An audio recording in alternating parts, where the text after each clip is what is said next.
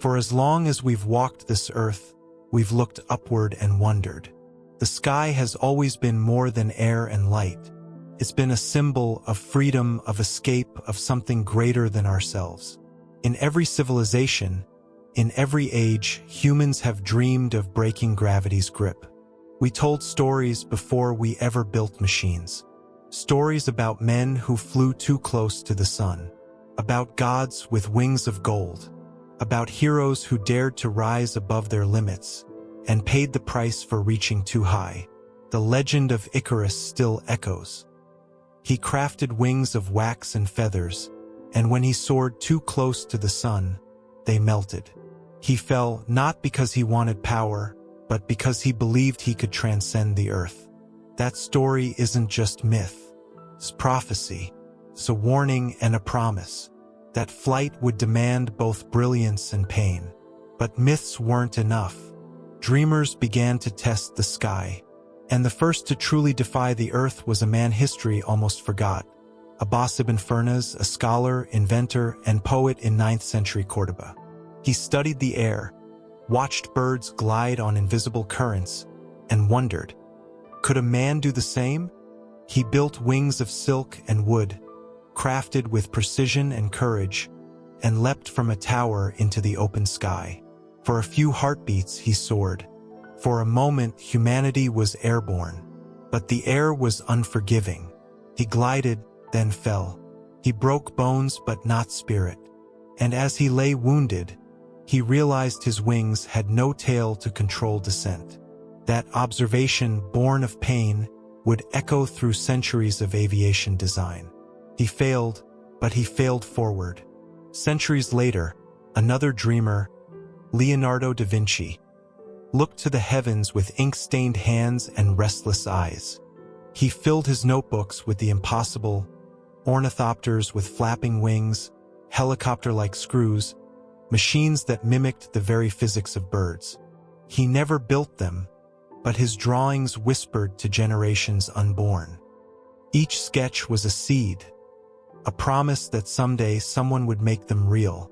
Leonardo once wrote, "When once you have tasted flight, you will forever walk the earth with your eyes turned skyward."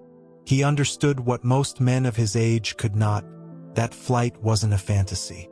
It was an inevitability waiting for courage to catch up. Through centuries, the dream persisted.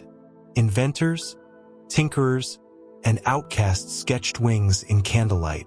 They studied birds, built contraptions that flapped, and threw themselves from cliffs and towers with nothing but faith and fragile engineering. Most ended in failure. Some ended in death. But the pursuit itself, that relentless, almost spiritual need to rise, became part of what defines us. Because every great human achievement begins not with success, but with obsession. In those early centuries, flight was more poetry than physics. But even poetry can move the world. The first dreamers had no equations, no engines, no steel. Only imagination and a willingness to fall. Their failures became our foundation. Their broken wings became the first blueprints. And though they never reached the clouds, they pushed humanity one step closer to the sky. As the Renaissance gave way to the modern age, flight evolved from dream to experiment. The myth was becoming science. The stories of gods and angels were giving way to the minds of men with gears and gliders. The age of invention was dawning, and with it a new kind of madness. Because when mankind decides to chase the sky, it doesn't stop at trying. It builds, crashes, it learns, it rises again. And that's where our journey continues, from myth to mechanism, from dreamers to engineers, from falling men to flying machines. The 19th century, a time when invention was a fever. Engines hissed, steam screamed, and ambition burned hotter than reason. The dream of flight had moved from sketchbooks and myths to laboratories and backyards filled with smoke, gears, and broken parts. Flight was no longer the fantasy of poets. It had become the obsession of engineers. Everywhere, men built contraptions that barely held together, wooden frames, stretched canvas, strange wings shaped by instinct more than science. They climbed hills, strapped themselves in, and hurled their creations into the wind. Some glided, most crashed, but each attempt, each bruise, each shattered wing, taught us something new about the invisible ocean above us. Among these pioneers stood Otto Lilienthal, a German engineer who believed flight could be learned the way birds learn it, through practice, patience, and pain. He studied storks and gulls for years, measuring the curves of their wings, sketching how air flowed beneath feathers. He built gliders, elegant and fragile, and he didn't test them on models. He tested them on himself. Again and again, he launched from hills outside Berlin, sailing hundreds of feet through open air. He became known as the Glider King, the first man to truly master controlled flight. But even mastery had its limits. In 1896, his glider stalled. He crashed. A broken spine ended his life, but not his legacy. His final words were quiet, resolute. Sacrifices must be made, and they were. Lilienthal's death was not a tragedy of failure. It was the cost of discovery. Every flight he took, every fall he endured, pushed the boundaries of what was possible. He proved that wings could work, that man could glide. He gave the world data, design, and above all, belief. While Europe experimented with gliders across the ocean, another kind of dream was taking shape, one driven not by feathers but by fire. Hiram Maxim, a man of wealth and wild imagination, built what might have been the first powered aircraft. It wasn't graceful, it was a monster, a massive steel frame with twin propellers, powered by a steam engine that roared like thunder. In 1894, Maxim's creation surged forward along rails, lifted briefly, then tore itself apart. It wasn't flight, but it was close enough to prove the air could be conquered by force. He'd shown that thrust mattered, that flight wouldn't come from wings alone, but from the marriage of power and control. Others followed, some brilliant, some delusional. Machines with beating wings, rotating arms, even parachutes shaped like umbrellas. The skies became a theater of madness and ingenuity. Each inventor was convinced his design would succeed. Each discovered the same truth. The air is patient, but not forgiving. Failure became the language of progress. Every fall was an equation solved. Every wrecked machine was a lesson written in wood and blood. But beneath all the chaos, something beautiful was happening. A collective evolution of understanding. Lift, drag, thrust, control. These were no longer mysteries, but measurable forces, waiting to be balanced by those stubborn enough to try. From England to France to America, a generation of dreamers was now building on the failures of those before them. Each mistake carried forward, not as shame, but as knowledge. They didn't compete with each other. They competed with gravity itself. Because the real enemy was never the wind. It was disbelief. Science was catching up to imagination. The air, once a kingdom of gods, was now becoming a field of study. By the dawn of the 20th century, men no longer leapt blindly from towers. They measured, tested, calculated. They were ready for something more, for machines that could not only glide, but rise on their own. And somewhere, in a quiet bicycle shop in Dayton, Ohio, two brothers were taking notes, not from the clouds, but from the failures of everyone who came before them. They were not scientists by degree, nor engineers by title. They were craftsmen, meticulous, curious, stubborn. And soon they would succeed where legends had fallen. Because the age of trial and error was giving birth to the age of understanding and control. And for the first time, humanity stood on the edge of real flight. Not as dreamers, not as myth-makers, but as engineers of the impossible. The Wright brothers at the turn of the 20th century, the dream of flight stood on the edge of reality, but no one had yet crossed it. Gliders could soar briefly, engines could lift, but control, real, stable, repeatable control, was the last unsolved mystery of the sky. Then came two brothers from Dayton, Ohio, Orville and Wilbur Wright. They weren't aristocrats, scientists, or inventors of fame. They were bicycle mechanics, men who understood balance, motion, and the quiet language of machinery. While others sought glory, the Wrights sought answers. They read everything that existed on flight: Lilienthal's notes, Maxim's tests, Chanute's theories.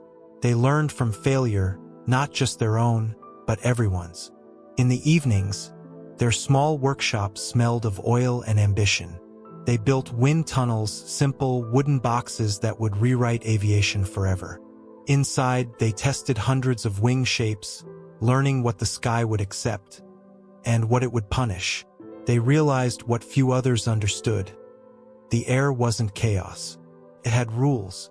And if they could master those rules, they could master flight itself. Lift was no longer guesswork. Thrust was measurable.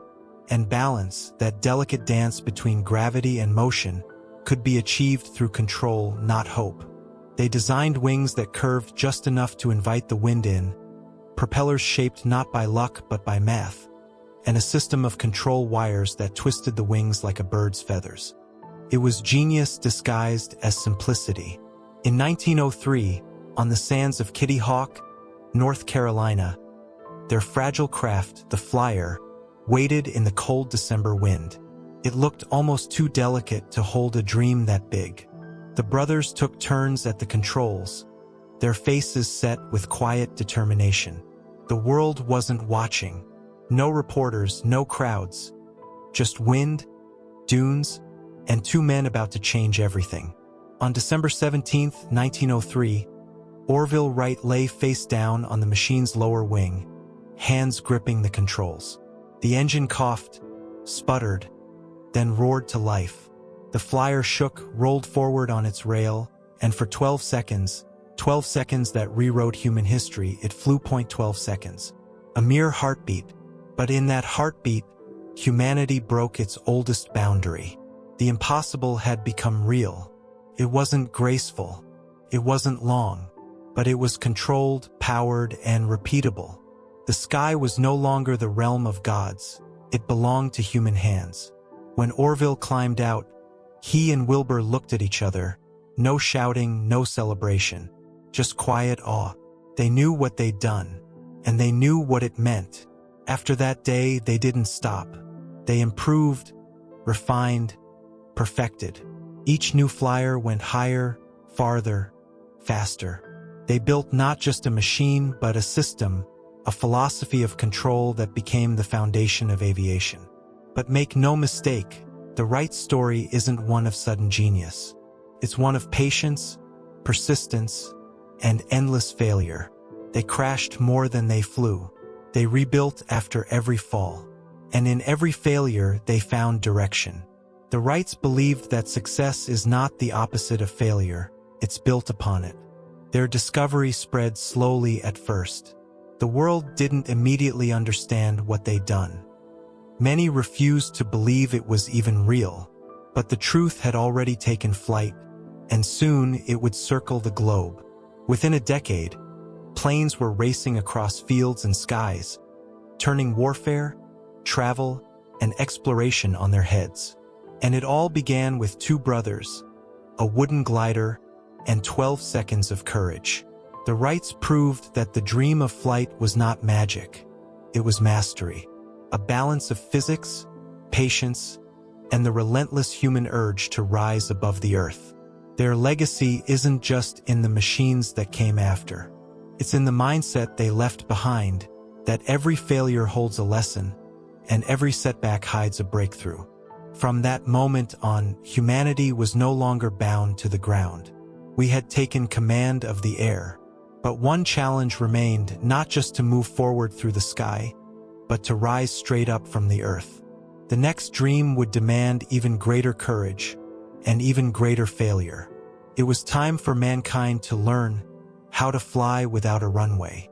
The helicopter struggle by the time airplanes began to rule the sky.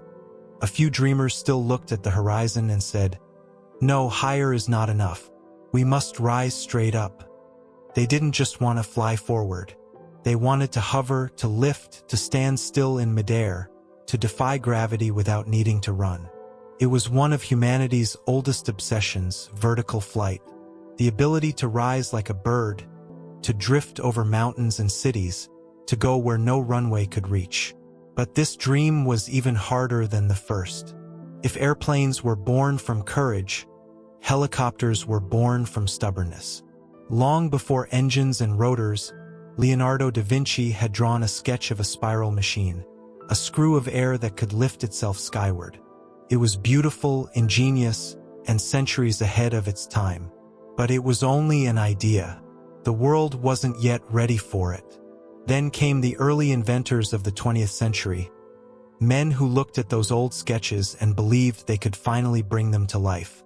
Among them was Paul Cornu, a French mechanic with more hope than money.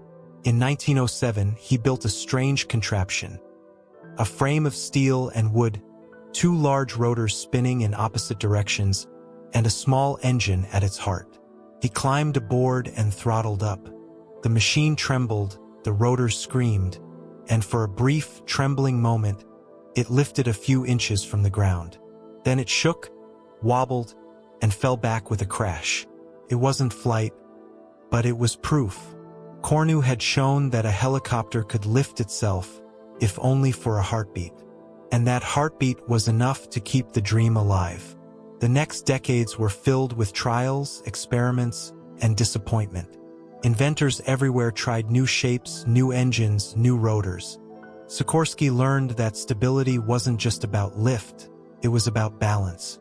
One main rotor for lift and a tail rotor for control. A delicate equation of power and counterpower. A dance of forces in perfect opposition. In 1939, after decades of obsession and near bankruptcy, Sikorsky climbed into his latest machine, the VS-300. It was awkward, skeletal, barely more than a frame of wires and blades. But when the engine started and the rotors began to spin, something miraculous happened. The helicopter rose, not with a roar, but with grace. For the first time, a man hovered steadily in midair, free from the ground, free from momentum. He could move forward, backward, sideways, or simply stay still, suspended between earth and sky. In that moment, Sikorsky didn't just conquer flight. He redefined it. The helicopter was born not from a single genius, but from a lineage of dreamers who refused to surrender. Sikorsky once said, "The work of the individual still remains the spark that moves mankind forward."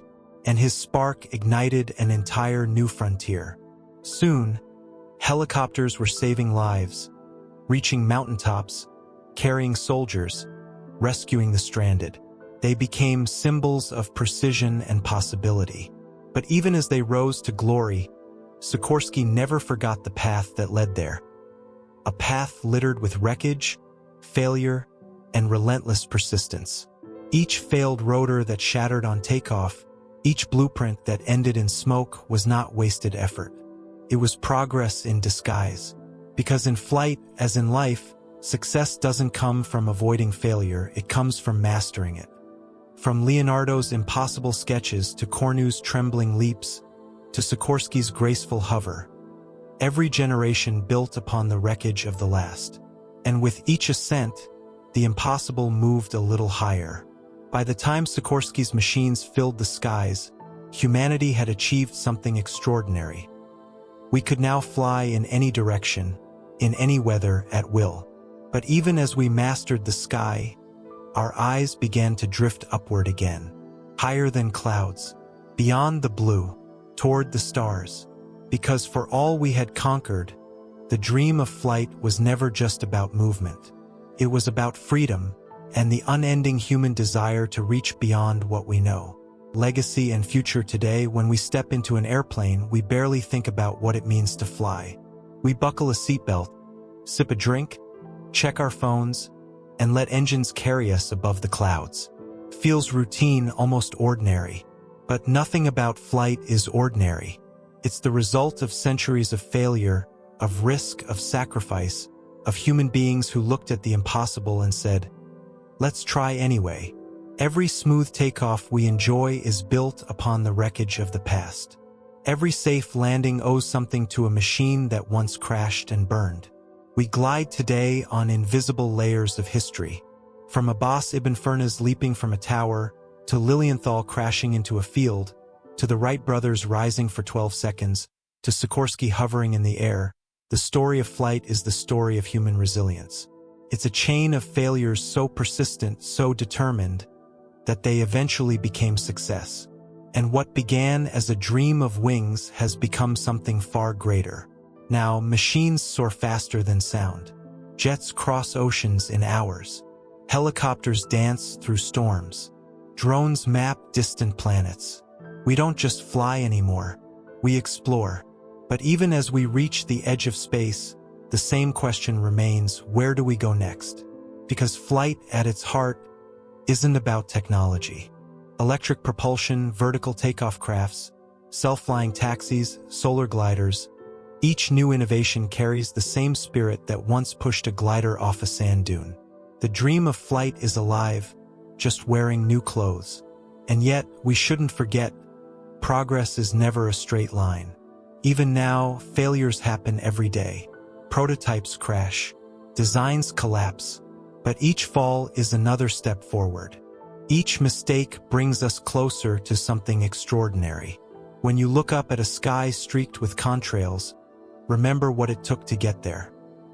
Every line in the sky is written with courage, because the truth is, the sky was never given to us. It was earned one failure at a time. We fly not because we avoided falling, but because we learned how to rise again. That's what makes flight more than a mechanical triumph. It's a human one. When you stand on a runway and feel a jet engine roar, you're standing at the end of 1,000 years of dreams, and at the beginning of 1,000 more. Somewhere, another dreamer is working late, drawing blueprints for a machine that doesn't exist yet. They'll be told it's impossible. They'll fail many times, but maybe, just maybe, their failure will become the foundation of someone else's success. That's the pattern that has always driven us forward. From the first winged myth to the hum of a modern aircraft, from wooden frames to spacecrafts that touch the edge of Mars. We rise on the shoulders of every fall that came before us. The next age of flight isn't about how high or how fast we go. It's about where we dare to go, and whether we keep that same spark alive.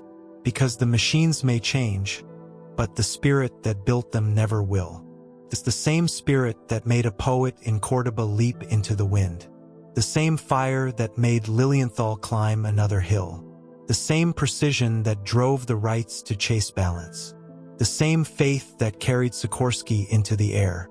Every crash, every test, every sleepless night, it all led here. To a world where humans don't just look at the sky, we live in it. And one day, when we finally fly beyond the atmosphere and call the stars our home, we'll look back and smile, because we'll know that the path began with broken wings. Flight has always been more than a way to move. It's proof that dreams are stronger than gravity, that failure is not the end, but the lift beneath our wings. So the next time you see a plane trace the horizon, remember, you're watching centuries of courage in motion. The sky is our inheritance, but it was never free. It was paid for with dreams that crashed, machines that failed, and people who refused to stop trying. And that's why we fly.